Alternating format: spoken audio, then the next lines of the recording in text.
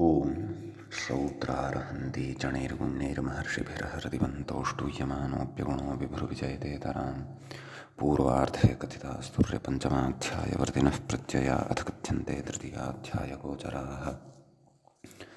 नमः सर्वेभ्यः श्रोतृभ्यः भवद्भ्यः।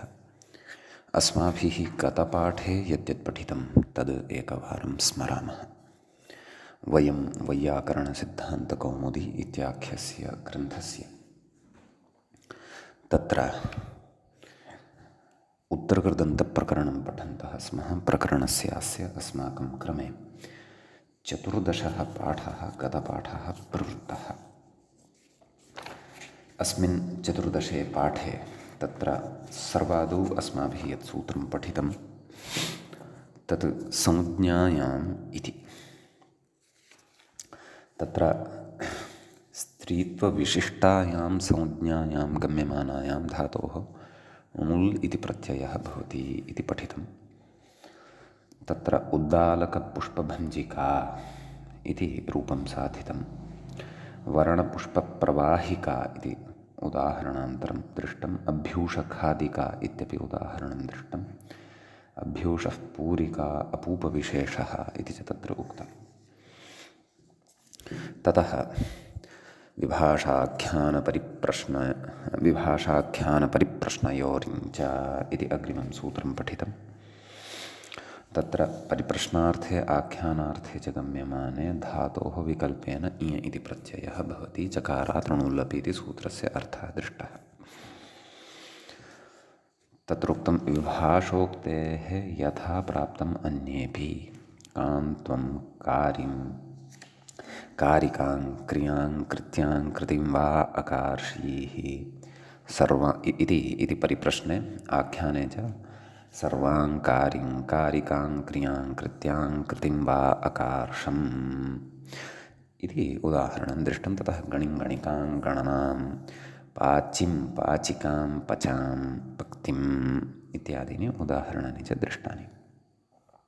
इज्याम् इष्टिम् इत्यपि उदाहरणद्वयं यज धातोः दृष्टं। ततः पर्यायार्हणोत्पत्तिषु णुचु इति अग्रिमं सूत्रम् अस्माभिः पठितं। तत्र तत्र पर्यायार्थे अर्हार्थे ऋणार्थे उत्पत्त्यर्थे च गम्यमाने स्त्रीत्वविशिष्टे भावे च सति धातोः विकल्पेन णुच् इति प्रत्ययः भवति इत्युक्तं। तत्र पर्यायः नाम परिपाटी अर्थात् क्रमः। अर्हणम् अर्हः भवति अर्थात् योग्यता। ततः पर्यायादिषु द्योत्येषु णुज् वा स्यात् इति अर्थः पठितः। भवतः आसिका शायिका अग्रगामिका इति उदाहरणं दृष्टं। भवान् इक्षुभक्षिकाम् अर्हति इति च दृष्टं। ऋणे इक्षुभक्षिकां मे धारयति उत्पत्तौ इक्षुभक्षिका उदपादि इति इमानि उदाहरणानि तत्र दृष्टानि।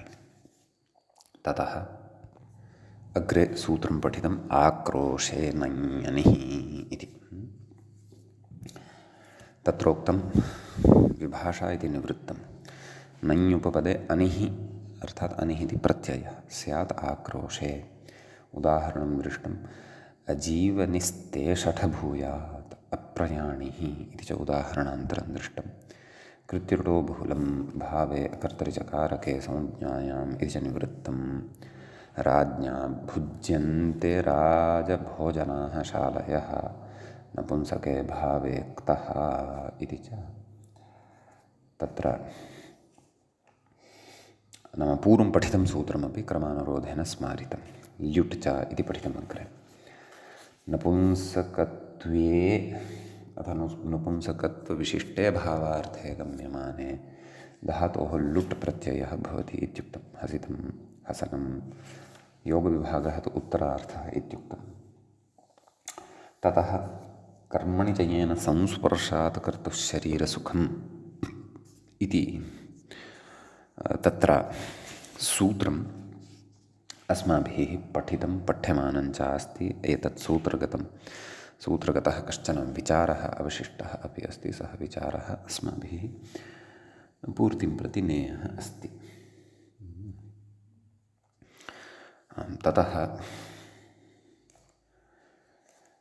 तत्र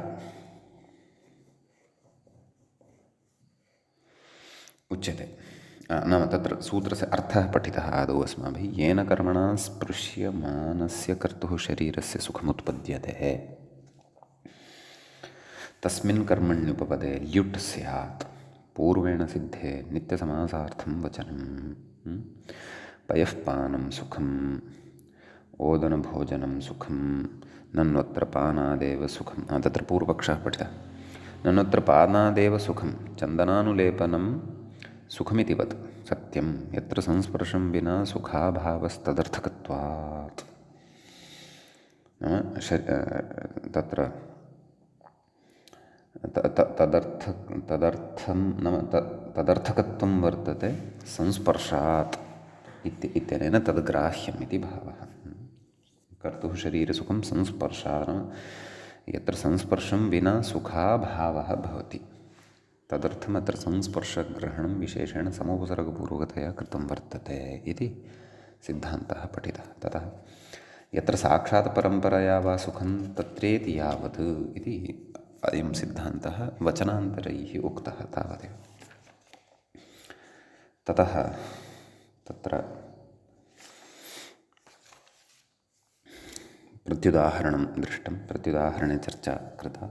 कर्तुरिति किं, गुरोः स्नापनं सुखं, नेह गुरुः कर्ता किन्तु कर्म भवति। शरीरसुखस्य कर्ता नास्ति सः इति सम्यक् इति एतावान् विचारः मूलमादाय कृतः। गतपाठस्य अन्ते व्याख्यायाः पङ्क्तयः इत्थमासन्। अत्र पानादिति पानादेव सुखं न तु संस्पर्शनेनेत्यर्थः। भोजनादित्यपि द्रष्टव्यं तत्र दृष्टान्तमाह चन्दनानुलेपनं सुखमिति वदिति। तथा च पयसा ओदनेन च स्वरूपतः तावद्देवदत्तसुखाभावात् कथमिदमुदाहरणम् इति भावः समाधत्ते सत्यमिति। यत्र संस्पर्शमिति यत्र विषयसंस्पर्शनं विना स्वरूपतैव सुखं नोत्पद्यते तादृशविषयोपलक्षणं संस्पर्शग्रहणमित्यर्थः। फलितमाह यत्रेति स्पर्शनेन यत्र सुखं यथा चन्दनानुलेपनं सुखमिति।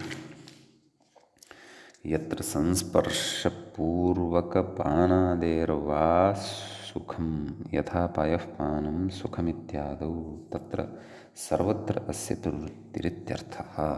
सम्यक् इति एतावत्पर्यन्तः व्याख्याभागः अस्माभिः गते पाठे पठितः। अधुना तावत् वयं तत्र अग्रिमस्य पाठस्य आरम्भं कुर्मः। गतपाठः अस्माकं क्रमे 14 पाठः अस्य उत्तरकृदन्तप्रकरणस्य प्रवृत्तः। अधुना तावत् अस्माकं क्रमे उत्तरकृदन्तप्रकरणस्यास्य 15 पाठः आरब्धः भवति। तत्र इदानीमग्रे पठनीयमस्ति। तत्र मूले पृष्ठं कर्मणीति किं, तूलिकायाः उत्थानं सुखं। नाम सूत्रे कर्मणि च येन संस्पर्शात् कर्तुः शरीरसुखम् इत्यत्र अर्थः कः कृतः। येन कर्मणा स्पृश्यमानस्य कर्तुः शरीरसुखम् उत्पद्यते। पयःपानं तत्र पयः इति कर्म भवति। तादृशकर्म इति यदि नोच्येत तर्हि किं स्यात्।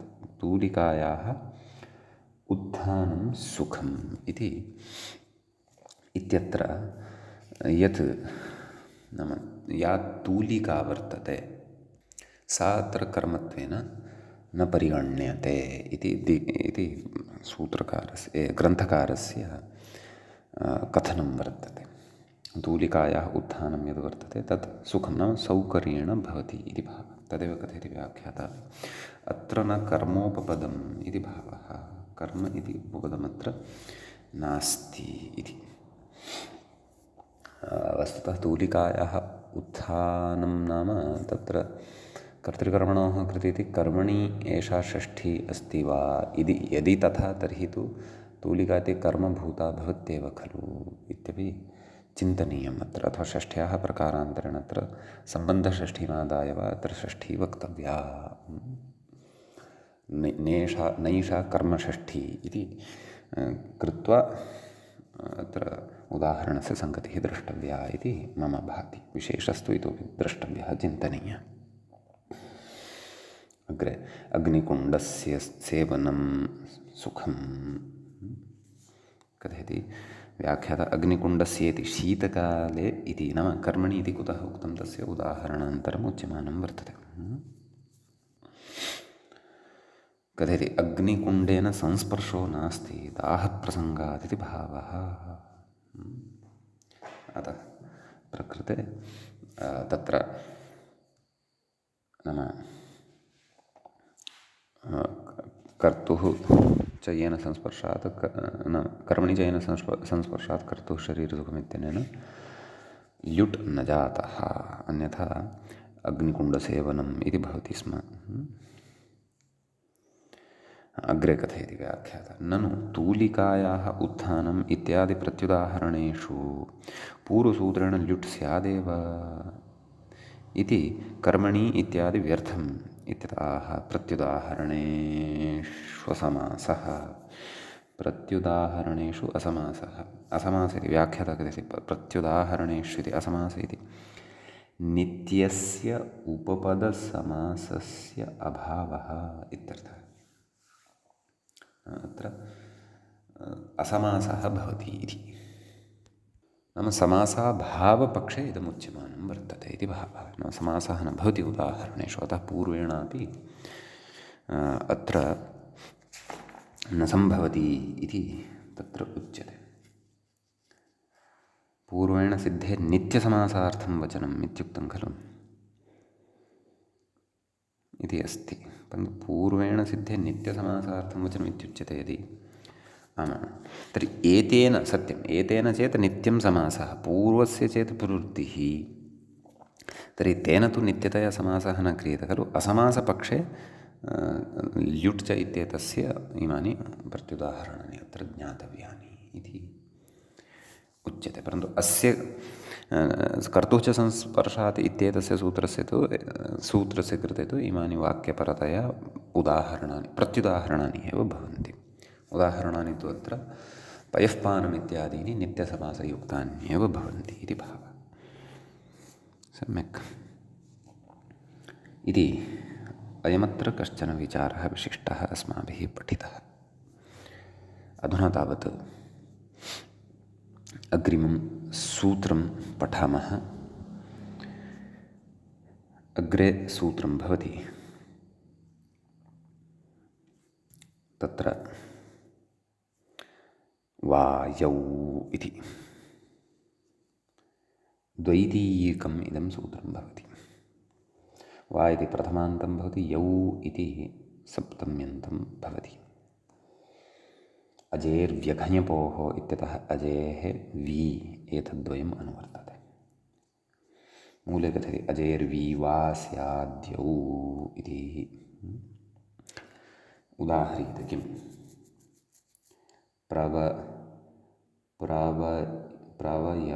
प्रवयणं प्राजनं तर्हि प्रकृते प्र इति उपसर्गपूर्वकात् अज इति धातोः ल्युट् इत्यनेन ल्युट् भवति, तस्य अनादेशः भवति।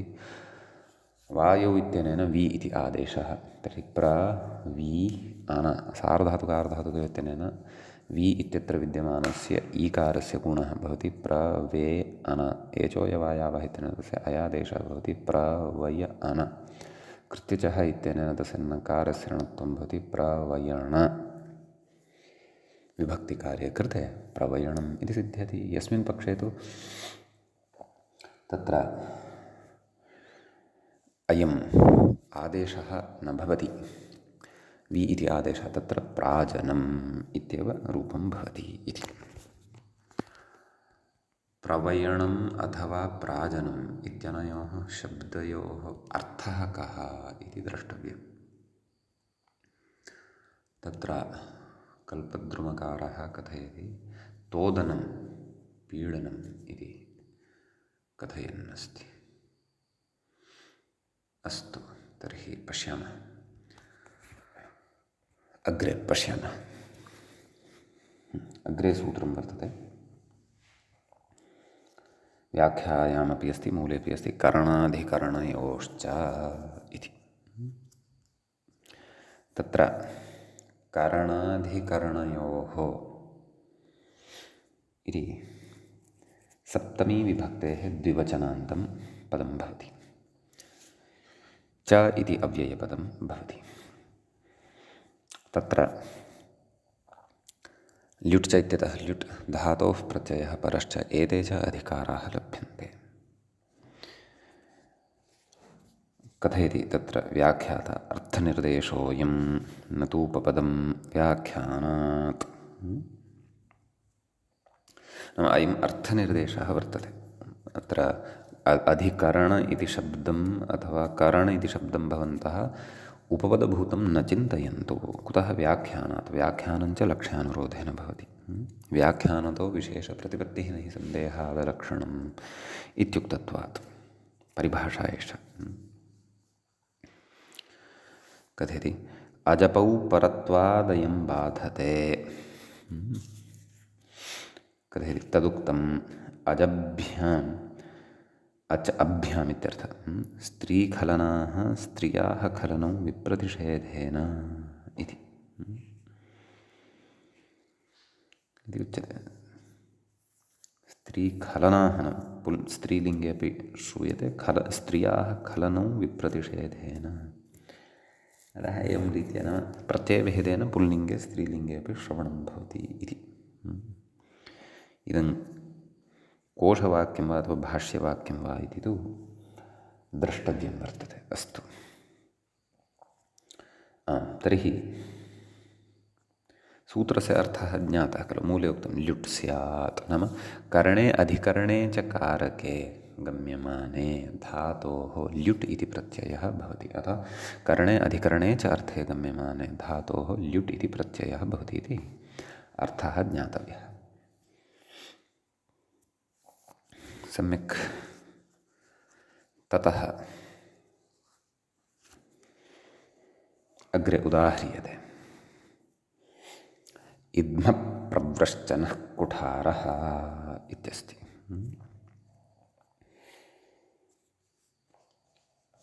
तत्र व्याख्याता कथयति प्रवृश्च्यते अनेन इति ल्युट्।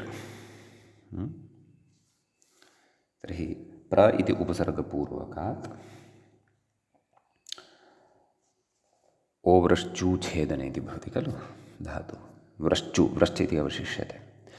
तस्मात् धातोः करणाधिकरणयोश्चित्तेन ल्युट्। करणार्थे इदम् उदाहरणम् उच्यमानं वर्तते अस्माभिः। अतः तत्र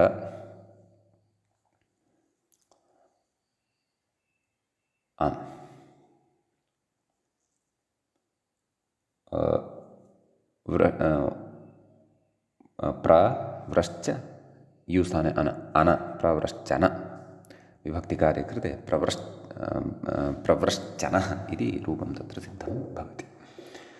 सम्यक्। व्याख्याता इद्मस्य नाम काष्ठविशेषस्य प्रव्रश्चन इति विग्रहः तत्र क्रियते। सम्यक्। ततः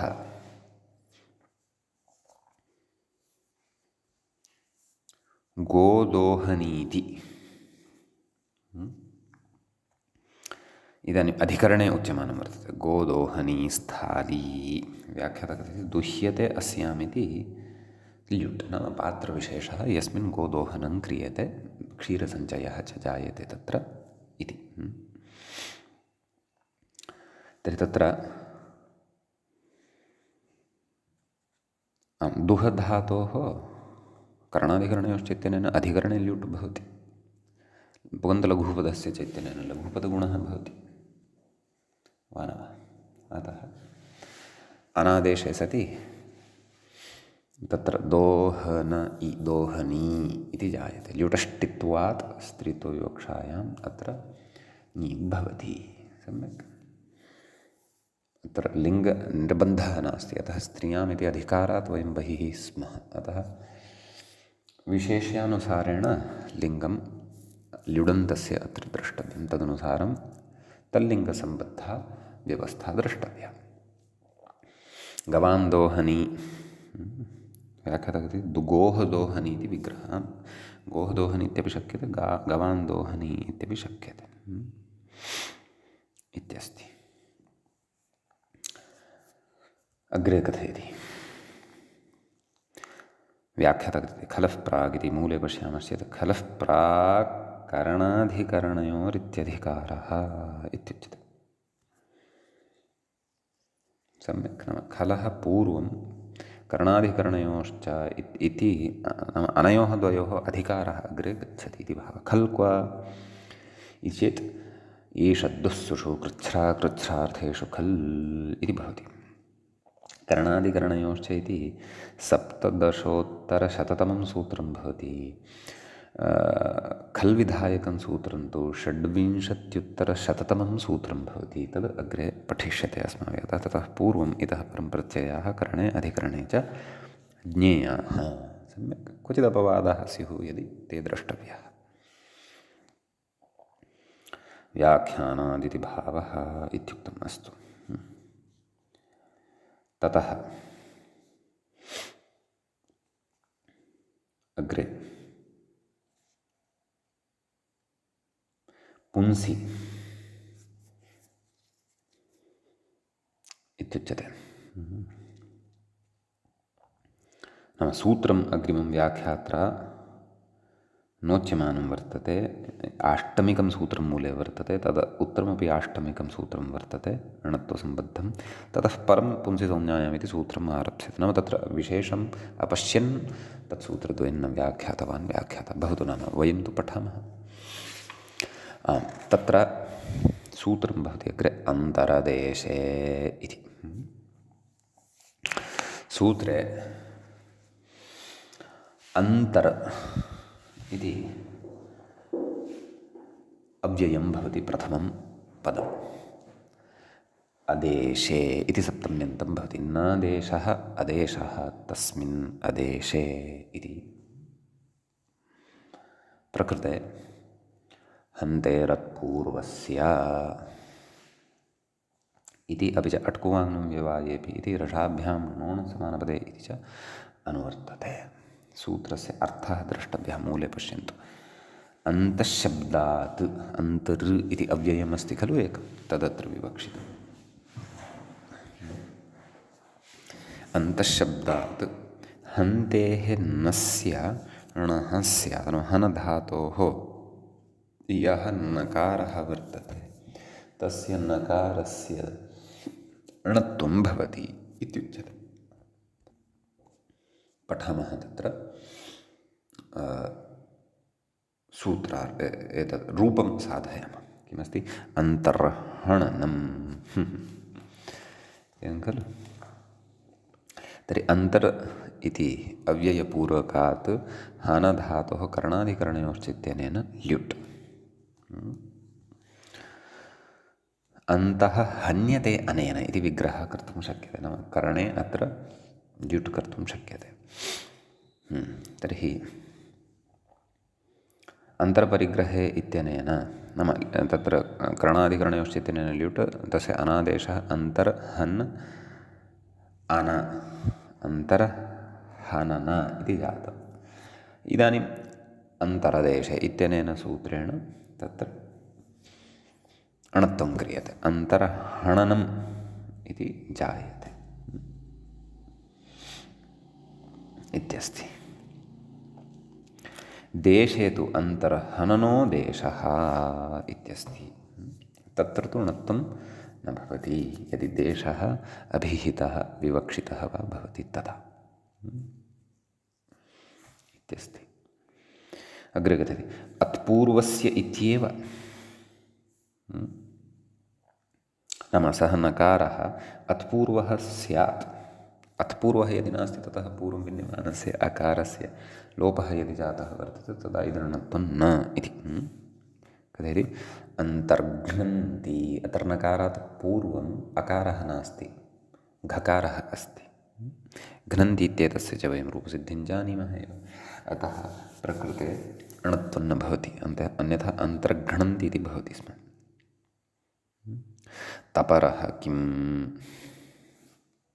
एवं खलु नाम हन्तेः अत्पूर्वस्य इत्यत्र अत्पूर्वस्य इति यद् अनुवर्तते तत्र तपरकरणं कुतः अन्तरघानि अत्र अन्तर्घानि नाम अन्तरे इत्यस्मात् परतः हन् इति धातुः भवति परन्तु तत्र नकारात् पूर्वं नाम हकारस्य होहन्तरण्येषु इत्यनेन घकारादिकं सर्वं जातं भवति परन्तु नकारात् पूर्वं प्रकृते अकारः नास्ति दीर्घः आकारः वर्तते दीर्घः आकारः वर्तते इति कृत्वा एव प्रकृते अणत्वं न भवति अन्तर्घानि इत्येव उच्यते इति भावः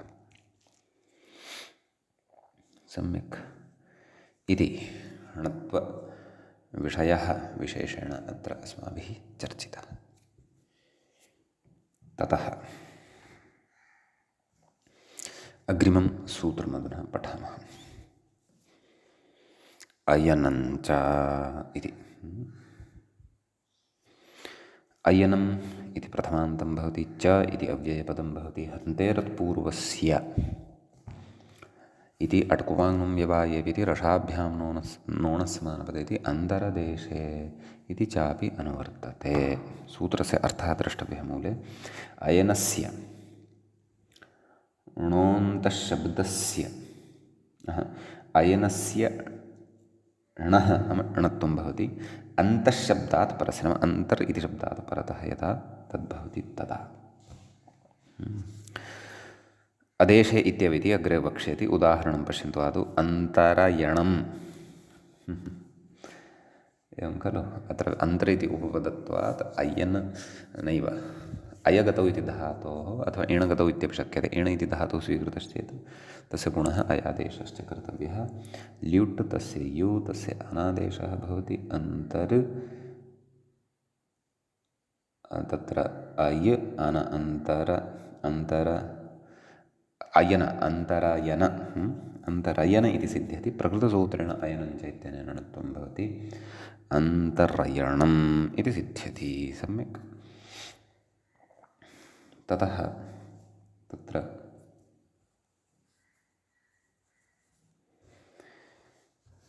अग्रे भवति अदेश इत्येव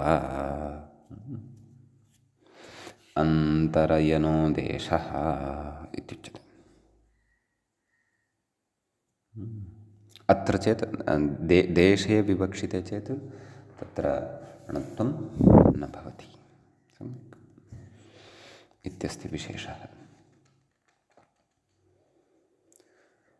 अधुना अग्रिमं सूत्रं पश्यामः व्याख्याता इङ्गितं करोति पुंसि मूले अस्ति सूत्रं पुंसि संज्ञायाङ्घः प्रायेण इत्यस्ति पुंसि इति सप्तम्यन्तं भवति संज्ञायाम् इत्यपि सप्तम्यन्तं भवति घः इति प्रथमान्तं भवति प्रायेण इति तत्र तृतीयान्तं विभक्तिप्रतिरूपकम् अव्ययं वक्तुं शक्यते इति चिन्तयामि ततः व्याख्याता कथयति करणाधिकरणयोः इत्येव नाम करणाधिकरणयोश्च इत्यतः तस्य अनुवर्तनं भवति इति भावः धातोः प्रत्ययः परश्च एते च अधिकाराः अत्र सम्बध्यन्ते कथयति पूर्वसूत्रापवादः अयं पूर्वस्य सूत्रस्य अपवादः भवति इति तर्हि किमुदाह्रियते सद्यः किमपि नोदाह्रियते अग्रे उदाहरिष्यते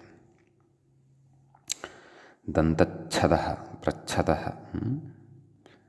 इत्यादीनि उदाहरणानि वक्ष्यन्ते परन्तु तत्र दन्ताः छाद्यन्ते अनेन। एवं खलु तत्र छद अपवारणे इति धातोः नाम दन्त इति उपपदे सति छद अपवारणे इति धातोः णिच् भवति। तत् प्रायः कथयेत् अग्रे व्याख्याता अपि कथयेत्। छादि इति जायते, ततः पुंसंज्ञायां घः प्रायेण इत्यनेन तस्मात् घः प्रत्ययः भवति, तस्य अ इति अवशिष्यते। तर्हि दन्तछादि अ इत्यवस्थायाम् अग्रे सूत्रमत्र षष्ठं सूत्रमत्र आरभ्यते। तत्र सूत्रं भवति, व्याख्यात इङ्गितं करोति। छादेर्घे मूले पश्यामश्चेत् छादेर्घे द्युपसर्गस्य इति। अद्युपसर्गस्य इति छेदः इति व्याख्याता कथयति। नाम पदच्छेदं परिचाययन् अस्ति। वयं तत्र पश्यामश्चेत् तत्र छादेः इति षष्ठ्यन्तं भवति, घे इति सप्तम्यन्तं भवति, अद्युपसर्गस्य इति षष्ठ्यन्तं भवति। द्वौ उपसर्गौ यस्य सः द्युपसर्गः, न द्युपसर्गः अद्युपसर्गः, तस्य द्युपसर्गस्य इति एवं विग्रहः अत्र ज्ञेयः। खचिह्रस्वः इत्यतः ह्रस्वः इत्यनुवर्तते, ऊदुपधाया गोहः इत्यतः उपधायाः इति अनुवर्तते, अङ्गस्य इति च अधिकारः वर्तते। तत्र व्याख्याता कथयति ह्रस्वः स्यादिति। मूले आदौ सूत्रार्थं पश्यामः। द्विप्रभृत्युपसर्गहीनस्य छादेः ह्रस्वः स्यात् घे परे। व्याख्याता कथयति खचिह्रस्वः इत्यतस्तदनुवृत्तेरिति भावः। कथयति णिच् प्रकृतिभूतस्य छाद उपधायाः, नाम छादः इत्यतस्य उपधायाः इति शेषः। ऊदुपधायाः इत्यतस्तदनुवृत्तेरिति भावः, नाम उपधायाः ततः अनुवर्तते। एतेन णेः एव ह्रस्वः तत्सामर्थ्यात् तस्य लोपः नेति परास्तम् इति भवति। खलु एतेन णेः एव ह्रस्वः, नाम णेः एव ह्रस्वः भवति।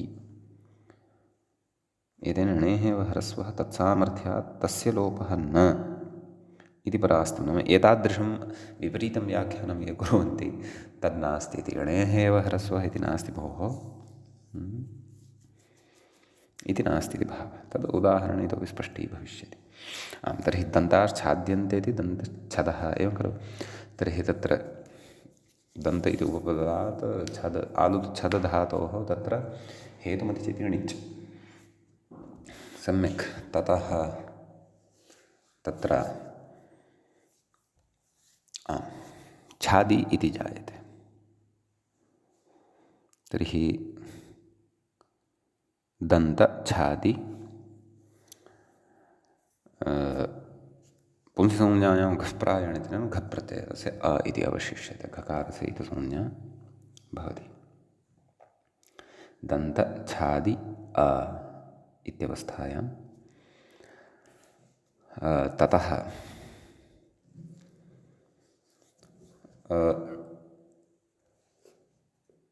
प्रकृतसूत्रं छादेर्घेद्युपसर्गस्य तत्पश्चात् ततः आदौ णेरण् इत्यनेन णेः लोपः भवति। छाद अ दन्तछाद। अतः छाद इत्येव साध्यते, ततः दन्तानां छाद इति उच्यते इति द्रष्टव्यं। यतः पुंसंज्ञायां घः प्रायेण इत्येव उक्तम्। अतः दन्त इति उपपदत्वेन स्वीकृतमिति नास्ति। आदौ छादशब्दः एव स्वतन्त्रः साधनीयः। छाद्यते अनेन इति छादः। तर्हि प्रकृते छादेर्घेद्युपसर्गस्य इत्यनेन सूत्रेण छाद इत्येतस्य उपधाभूतस्य आ इत्येतस्य तत्र घे परतः, घप्रत्ययः परतः अस्ति इति कृत्वा ह्रस्वः भवति। दन्तच्छद नाम दन्तानां छद इति विग्रहं सर्वं कृत्वा समासं कृत्वा तथा छेच इत्यनेन तुकि सति स्तोश्चूनाश्च इत्यनेन श्चुत्वे सति दन्तच्छद इति सिद्धं भवति। एवं खलु। इदं ओष्ठस्यापि नाम भवितुमर्हति वा इति मम भाति। यतः तेन दन्ताः छाद्यन्ते खलु, ओष्ठमेव न यदि स्यात् तर्हि दन्ताः पुरतः एव दृश्येरन्, एवं खलु। एवं कोशादिषु अपि ओष्ठ इत्येव अर्थः दृश्यते। प्रच्छदः इति च अस्ति। अत्र प्रपूर्वकात् छदधातोः समाना प्रक्रिया पूर्वदेव भवति। पुंसिसंज्ञायां घः प्रायेण इत्यनेन घः प्रत्ययः, अपि च तत्र नाम छादिर्घे द्युपसर्गस्य इत्यनेन ह्रस्वः च भवति। प्रच्छदः तुक्श्चुत्वादिकं तत्सर्वं पूर्ववत् ज्ञेयं, प्रच्छदः इति च सिद्ध्यति। सम्यक्। ततः अग्रे उच्यते अद्वीति किम्, एवं खलु। समुपच्छादः, समुपच्छादः अत्र सम् अपि च उप इति उपसर्गद्वयं भवति इति कृत्वा प्रकृते ह्रस्वः न भवति, नाम उपधा ह्रस्वः न भवति इति भावः। समुपच्छाद्यते अनेन इति समुपच्छादः इति। अग्रे आकर्वन्त्यस्मिन्नाकरः इत्यपि उदाहरणं नैव, आकर्वन्ति इति नास्ति, तत्र उकारः स्थापनीयः। मम पुस्तके लेखनदोषः जातः अस्ति। आकुर्वन्त्यस्मिन् इति आकरः, एवं खलु। तर्हि प्रकृते इदम् उदाहरणं वर्तते, इदं प्रत्युदाहरणं नास्ति। आङ्पूर्वात् कृधातोः णिच् भवति, नैव अत्र णिचः अपेक्षा नास्ति खलु। आकुर्वन्ति अस्मिन् इति नाम पुंसिसंज्ञायां घः प्रायेण इत्यनेन तत्र अधिकरणे ल्युट् प्रत्ययः साक्षात् क्षन्तव्यः। अधिकरणे एव, परन्तु ल्युट् न, घ इति प्रत्ययः। अतः आ कृ घ, घ इत्येतस्य अवशिष्यते, आ कृ अ, ततः गुणः आकर आकर, ततः विभक्तिकार्ये कृते आकरः इति सिद्ध्यति। ततः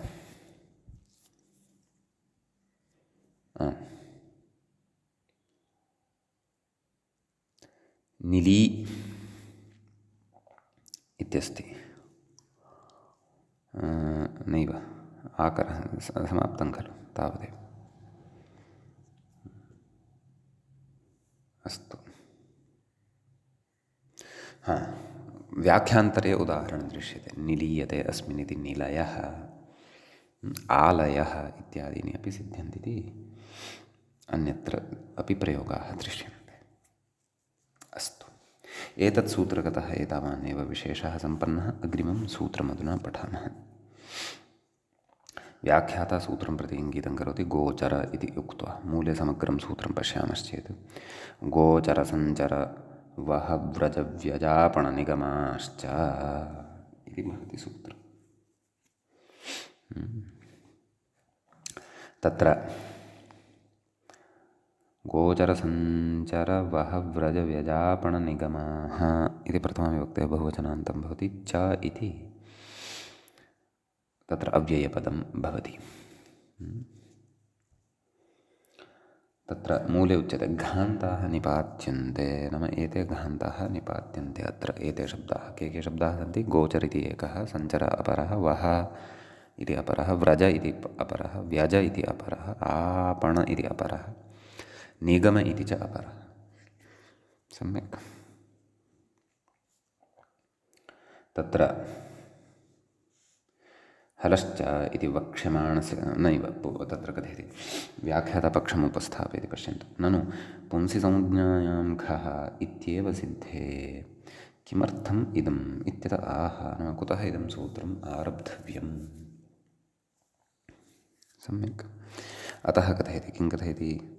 हलश्च इति वक्ष्यमाणस्य इति मूले पश्यन्तु। हलश्च इति वक्ष्यमाणस्य घञोपवादः सम्यक् अग्रे वक्ष्यते। सः घञ् अत्र न प्राप्तः स्यात् अतः निपातनमत्र कृतमिति भावः खलु। अग्रे पश्यामः। अत्र च ग्रहणेन किं साधनीयमिति अग्रे वक्ष्यते। परन्तु सर्वस्यापि विग्रहं कथयन् अस्ति। गावश्चरन्ति अस्मिन् इति गोचरो देशः। तर्हि गो इति उपपदे सति चरधातोः अधिकरणे घ प्रत्ययस्य निपातनेन इदं सिद्ध्यति। गोचरः देशः। सञ्चरः इत्यस्ति खलु। सञ्चरन्ति अनेन इति सञ्चरो मार्गः नाम सञ्चरन्ति न सञ्चरणं कुर्वन्ति चलनं गतिं कुर्वन्ति इति येन अतः अयं मार्गः सञ्चरः वर्तते। तत्रापि सम उपसर्गपूर्वकात् चरधातोः नैव अत्र सम उपसर्गपूर्वकात् चरधातोः धातुः स एव चरधातुः यः गोचर इत्यत्र गतिभक्षणार्थकश्च अतः सञ्चरो मार्गः इति तत्र उदाहरणं द्रष्टव्यं घप्रत्ययान्ततया। अग्रे वः इति अस्ति खलु। वहन्त्यनेन अनेन वहः स्कन्धः इति अस्ति। तर्हि अत्र वः धातुः घप्रत्ययः वः स्कन्धः स्कन्धः इति च अस्माभिः अणादिषु साधितः नपुंसकलिङ्गे इति स्मरन् अस्मि। ततः व्रजः इत्यस्ति। व्रजन्ति येन अनेन इति व्रजः इत्यस्ति। अग्रे गच्छति। व्यज इति अस्ति खलु। व्यजस्तालवृन्तम् इति कथयति। व्यज धातोः प्रकृते घप्रत्ययद्वारा अयं शब्दः निपात्यते। निपातनाद् विभावो न इत्युच्यते खलु। व्रजः तालवृन्तं। तर्हि किं नाम तालवृन्तम् इति चेत् कोशः द्रष्टव्यः सकृत्। गोचरसञ्चरिति घञ् निपातनात् अस्तु निष्पन्नमिदं तत्सत्यं। परन्तु तालवृन्तं नाम व्यजनम्। ओहो तथा वा सम्यक् सम्यक्। तालवृन्तम् इत्येतस्य व्यजनम्। इदानीम् अद्यत्वे तु यान्त्रिकं भवति सर्वं। पिञ्जं नुदामश्चेत् व्यजनं चलति। परन्तु पूर्वं तु तथा न। पूर्वं तु तत्र भिन्नता भवति स्म। नाम हस्तेन निर्मीयन्ते स्म इति। हस्तेन चालयन्ति स्म व्यजनम्। अद्यापि हस्तेन लघुव्यजनानि भवन्ति एव। अस्तु निपातनात् विभावः न भवति इति। यतः वि उपसर्गपूर्वकात् प्रकृते अज् धातुः वर्तते। व्यज इति धातुः नास्ति। वि उपपूर्वकात् अज् धातोः तत्र निपातनं भवति इति भावः। अग्रिमः शब्दः अस्ति आपणः। पण्यस्थानं नाम यत्र क्रयविक्रयादिकं क्रियते सः आपणः इत्युच्यते।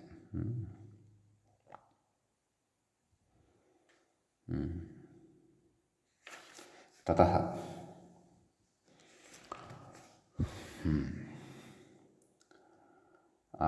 निगम इत्यपि अस्ति खलु। तत्र कथयति नाम आपण इत्यत्र अवगतं खलु। नाम आङ् उपपूर्वकात् पणधातोः अच् भवति इति। निगच्छन्ति अनेन इति निगमः छन्दः नाम वेदस्य नाम वर्तते। नि पूर्वकात् गमधातोः घप्रत्ययः निपात्यते। निगम इति सिद्ध्यति इति भावः। छन्दः नाम वेदः इति भावः।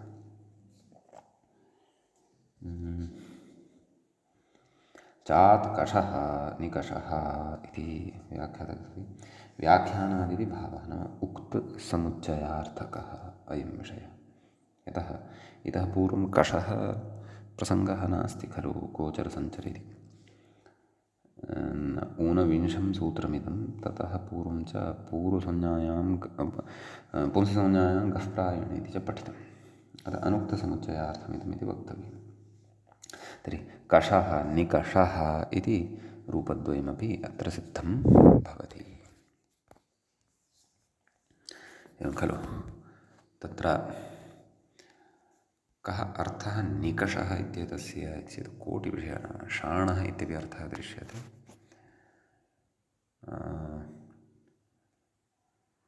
अन्ये अर्थाः तु द्रष्टव्याः स्युः। अस्तु। निकषा इति च अव्ययम् अपि एकं भवति। तत्तु अस्माभिः प्रकारान्तरेण द्रष्टव्यं भवतु। अग्रे अत्र सूत्रं पश्यामः। अवेतृस्त्रोर्घञ् इत्यस्ति। साक्षात् अग्रिममेव सूत्रं भवति। अवे इति सप्तम्यन्तं भवति। तृस्त्रोः इति तत्र प्रथमा नैव सप्तमी विभक्तेः द्विवचनान्तं भवति। नैव अवे इति सप्तम्यन्तं खलु। तृस्त्रोः इति तु षष्ठ्यन्तं स्यात्। पञ्चम्यर्थे च अत्र षष्ठी स्यात् वा इति भाति। पश्यामः। घञ् घञ् इति प्रथमान्तं भवति। सम्यक्। तृश्च स्त्रुच तृच स्त्रुच तृस्त्रौ तयोः तृस्त्रोः। अस्तु। व्याख्याता सूत्रार्थं कथयन्नस्ति। नाम तदेव करणाधिकरणयोश्च इत्यतः करणाधिकरणयोः इत्यनुवर्तते। पुंसि संज्ञायां गः प्रायेण इत्यतः पुंसि संज्ञायां प्रायेण इति च अनुवर्तते। तत्र व्याख्याता कथयति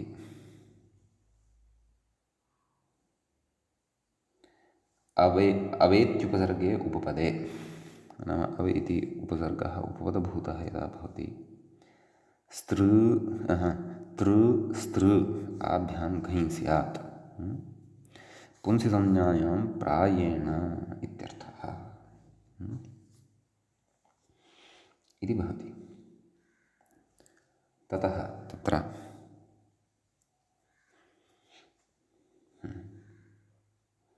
अवतारः कूपादेः इति। कूपादेः इदं नाम भवति इति भावः। तत्र अवतरन्ति अनेन अथवा अवतीर्यते अस्मिन् करणे वा अधिकरणे वा अत्र सङ्गतिः द्रष्टुं शक्यते। तर्हि अव इति उपसर्गपूर्वकत्वात् अथवा उपपदभूतात् परतः तृधातोः घञ् अचोङ्यणितित्यनेन वृद्धिः अवतार अ ततः विभक्तिकार्ये कृते अवतारः इति सिद्ध्यति। सम्यक्। कूपादेः इति च उक्तं। न कूपादेः संज्ञा एषा भवति इति।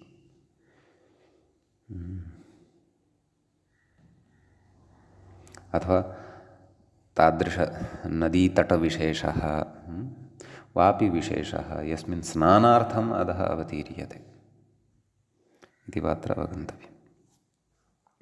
अग्रे अवस्तारो जवनिका इति।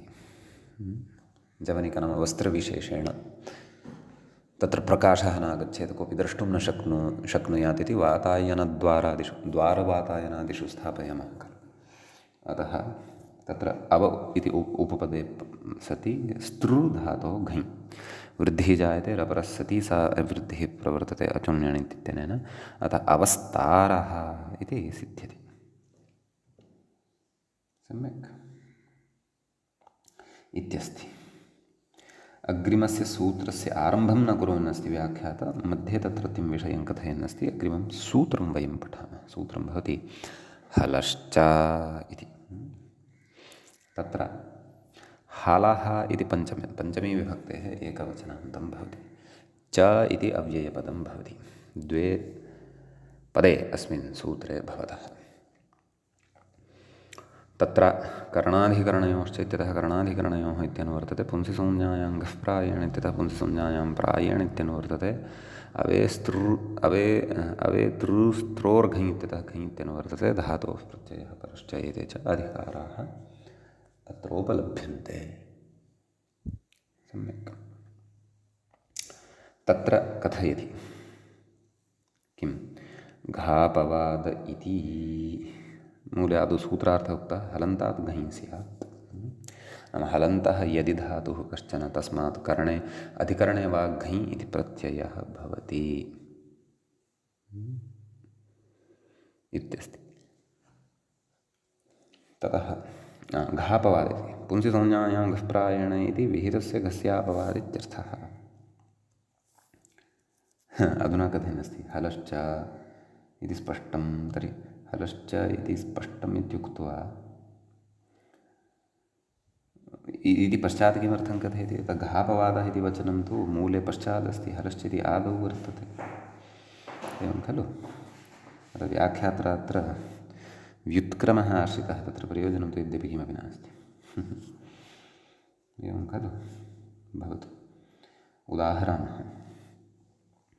रमन्ते योगिनः अस्मिन् इति रामः इति कः ईश्वरः परमेश्वरः अतः तत्र धातुः रम् इति भवति रम् उपरमार्थकः धातुः क्रीडार्थकः अपि अस्ति क्रीडार्थकः अस्ति प्रायः एवं तस्मात् नाम अत्र सर्वात्मना क्रीडार्थः एव स्वीकर्तव्यः इति नास्ति नाम यस्मिन् रमणं कुर्वन्ति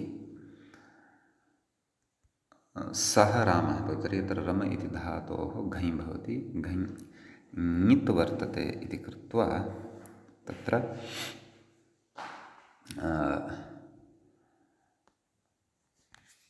नाम उपधा वृद्धिः जायते अत उपधाय नाम निमित्तं परतः लभ्यते इति कृत्वा अत उपधायाः इत्यनेन वृद्धिः भवति राम अरामः इति सिद्ध्यति काशिकायां तु लेखः वेदः वेष्टः बन्धः मार्गः अपामार्गः विमार्गः इत्यादीनि उदाहरणानि दृश्यन्ते भवतु अग्रे पश्यामः कः विशेषः इति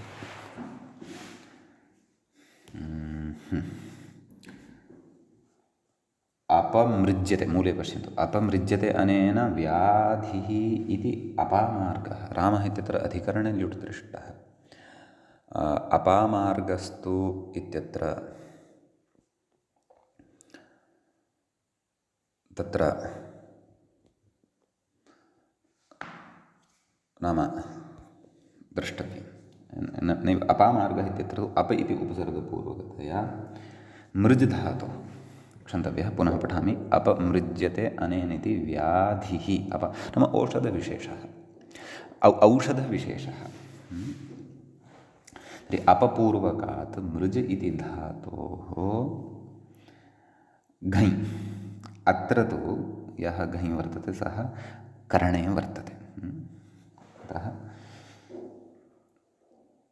तत्र अपमृज् घञ् तस्य अ इति अवशिष्यते वृद्धिः जायते अपमार्ज अ ततः तत्र चजोः कुघिण्यतोः इत्यनेन नैव अत्र वृद्धिः केन वृद्धिः चेत् मृजेर्वृद्धिः इत्यनेन मृजधातुः मृजु शुद्धौ इति धातुः भवति खलु मृजेर्वृद्धिः इत्यनेन वृद्धिः भवति अपमार्ज अ चजोः कुघिण्यतोः इत्यनेन कुत्वेन जकारस्य गकारः भवति अपमार्ग अ अपि च तर्हि अपमार्ग इत्येव जातं खलु अपामार्ग इति कथम् इति चेत् उपसर्गस्य घञ्यमनुष्ये बहुलम् इत्यनेन उपसर्गस्य पकारोत्तरवर्तिनः अकारस्य दीर्घः भवति अतः अपामार्ग इति जायते सम्यक् ततः विमार्गः समूहनी इत्युच्यते नाम वृक्षविशेषः भवति तर्हि पूर्वकात् मृज् धातोः पूर्ववत् सर्वापि प्रक्रिया भवति अत्रापि कर्णे वा अधिकरणे वा अर्थानुरोधेन विग्रहः कर्तुं शक्यः अपामार्गः क्षन्तव्यः विमार्गः इति सिद्ध्यति सम्यक् इति एतावान् विशेषः अस्मिन् सूत्रे भवति अग्रिमं सूत्रम् अधुना पठामः तत्र अग्रिमसूत्रं प्रति इङ्गितं करोति अध्याय मूले पश्यामश्चेत् अध्यायन्यायोऽद्यावसंहाराश्च इति दृश्यते सूत्रम् तत्र अध्यायन्यायोऽद्यावसंहाराः इति तत्र प्रथमाविभक्तेः तत्र बहुवचनान्तम् इदं सिद्ध्यति एवं खलु अतः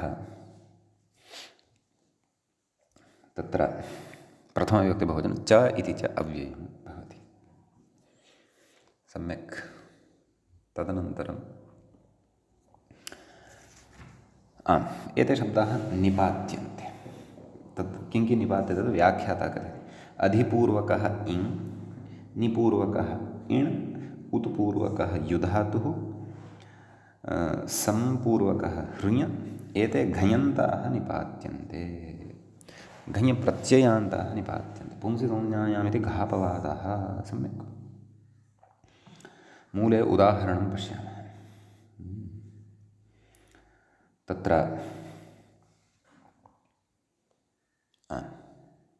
मूले उच्यते अधीयते अस्मिन् अध्यायः। तर्हि अधिपूर्वकात् इङ् धातो घञ् भवति। अचुण्णणिति निवृत्तिः आयादेशश्च। अधि आय अधि आय यण् अध्याय विभक्तिकार्ये कृते अध्यायः इति सिद्ध्यति। यथा पुस्तके भवन्ति खलु अध्यायः, तत्र वयम् अध्ययनं कुर्मः, अतः कृत्वा तत् सः अध्यायः भवति इति भावः।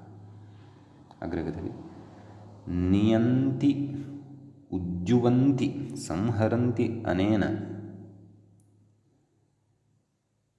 इति विग्रहः। नाम युगपद्विग्रहः उक्तः वा इति, परन्तु उदाहरणानि नाम सूत्रे एव सन्ति, अत्र नोक्तानि। पश्यन्तु, तत्र न्यायः इत्यत्र नियन्ति इति उक्तवान्। नीपूर्वकात् इण, इण धातोः यन्ति इति भवति खलु प्रथमा बहुवचने, परन्तु नियन्ति अनेन इति न्यायः। तर्हि नि इण घञ् वृद्ध्यादिकम् आयादेशादिकं पूर्ववत् भवति। नि आय इति जायते, यण् भवति न्याय इति सिद्ध्यति। अपि च किमस्ति अग्रिमशब्दः उद्याव। तर्हि उद्युवन्ति अनेन इति उद्यावः। एवं खलु। कः अर्थः? यद्यपि यु इति उदुपूर्वकात् तत्र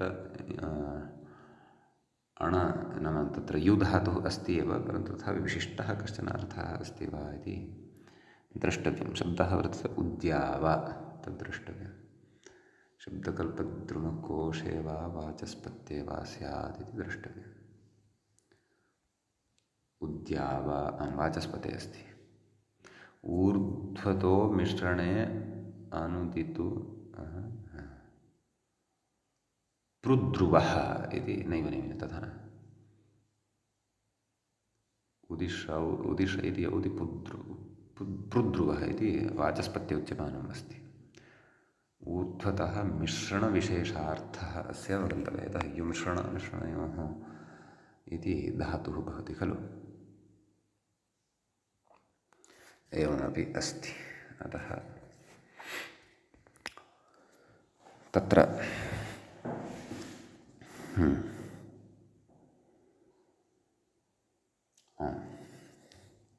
उद्यावः इति साधने। अन्तिमशब्दः कः अस्ति तत्र? संहारः। एवं खलु। संहरन्ति अनेन इत्यपि विग्रहः भवति। संहारः इति एवं खलु। अग्रे वार्तिकमस्ति, तत्र कथयति अवहारेति। मूले पश्यन्तु। अवधाराहारावायानामुपसङ्ख्यानम् इत्यस्ति। व्याख्याता वार्तिकस्य अर्थं कथयति अवहारः आधारः आवायः येषां घञन्तानां निपातनस्य उपसङ्ख्यानम् इत्यर्थः। एतेपि अत्र निपातनीयाः सर्वत्रापि। नाम अवहार अव उपसर्गपूर्वकात् हृधातोः घञ् सति उपधावृद्धौ अवहार इति सिद्ध्यति। आधार आङ्पूर्वकात् धृधातोः घञ् सति वृद्धौ अचुण्यणिति वृद्धौ सति आधार इति सिद्ध्यति। आवाय आ इति उपसर्गपूर्वकात् ततः तत्र वेय इति धातुः भवति। आ वे घञ् वृद्धिः भवति, आयादेशः भवति, आवायः इति भवति। नैव वे इत्यत्र आदेश उपदेशः इत्यनेन आदौ आत्वं भवति। आ वा ततः घञन्ततया अत्र निपातनं कर्तव्यम्। आदौ युक्चणकृतोः इत्यनेन युगागमः आवाय इति भवति। एवं रीत्या अत्र रूपसिद्धिः द्रष्टव्या सम्यक्। तत्र अवहारः नाम कोऽर्थः? अवहारः इति चेत् चोरः एवमेव। आहार इति तु प्रसिद्धमेव, परन्तु नैव आधार इति तु प्रसिद्धमेव। आयाव इति चेत् एवं खलु, नैव आवायः इति अस्ति। आवाय कल्पद्रुमेण दृश्यते, वाचस्पत्यम् एकवारं मृग्यं विशिष्टः अर्थः कोऽपि उक्तः वा, आवाय तत्र न दृश्यते, नाम तदेव तत्र ऊयते अनेन इति वा इति, अथवा ऊयते अस्मिन् इति वा तत्र अर्थः द्रष्टव्यः, धातोः अर्थं गृहीत्वा। सम्यक्, अस्तु। अग्रिमं सूत्रमादाय अग्रिमे पाठे पुनः उपस्थिताः भविष्यामः। अद्यतनपाठः तावत् अत्रैव उपसंह्रियते। मङ्गलं कुर्मः। श्रौत्रार्हन्ति चणैरुण्णैर्महर्षिभिरहर्दिवं तोष्टुयमानोऽप्यगुणो विभुर्विजयतेतरां पूर्वार्धे कथिता स्तुर्यपञ्चमाध्यायवर्तिनः प्रत्यया अथ कथ्यन्ते तृतीयाध्यायगोचराः। एवञ्च उत्तरकृदन्तप्रकरणस्यास्य अस्माकं क्रमे एष 15 पाठः सम्पन्नतां गतः। नमः सर्वेभ्यः श्रोतृभ्यः भवद्भ्यः।